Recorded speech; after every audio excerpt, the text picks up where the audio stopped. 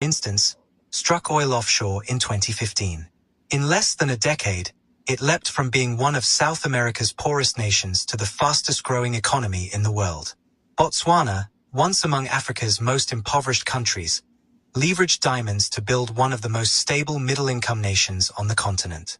Even Australia, whose outback towns were once barren and empty, turned into billion-dollar opal hubs thanks to its gemstone wealth. For Jamaica, black opal could mean more than just money. It could mean diversification away from a tourism-dependent economy. It could mean challenging Australia's dominance in opal markets. And it could mean attracting massive investment from powerhouses like the United States, China, and Europe, nations eager to secure their slice of this glittering pie. But every coin has two sides. History warns us that when small nations stumble upon big resources, outsiders often profit far more than locals. The